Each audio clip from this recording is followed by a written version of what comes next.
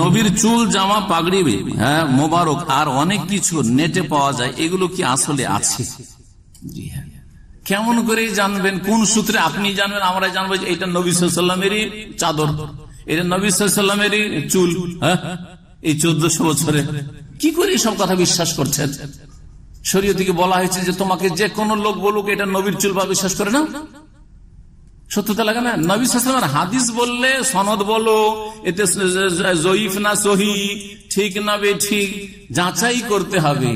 আর একটা লোক চুল বলে দিল, একটা লোক বলে দিল যে এটা হচ্ছে নবী সাল্লাল্লাহু আলাইহি ওয়াসাল্লামের পাগড়ি, এটা হচ্ছে নবী সাল্লাল্লাহু আলাইহি ওয়াসাল্লামের অমুক আর তমুক, আর বিশ্বাস করে নিলেন না। এই ক্ষেত্রে অনেক জালিয়াতি চলছে। এটা ধর্ম ব্যবসা, এটা একটা ধর্ম ব্যবসা। সুতরাং সাবধানে সব বিশ্বাস করে। আর এসব বিশ্বাস আপনাকে না এগিয়ে দেবে, আর বিশ্বাস না করলে না আপনাকে পিছিয়ে দেবে। অর্থাৎ যদি বিশ্বাস করে এটা নবীর চুল মোবারক, তাহলে জান্নাত পেয়ে যাবেন না, কিচ্ছু পাবেন না। চুল ধুয়ে ধুয়ে রাত দিন যদি পানি খান তবু জান্নাত পাবেন। হ্যাঁ, তবে সাহাবায়ে কেরামরা নবী করিম সাল্লাল্লাহু আলাইহি ওয়াসাল্লাম পরিত্যক্ত বস্তু থেকে তাবারুক হাসিল করেছে, এটা ঠিক।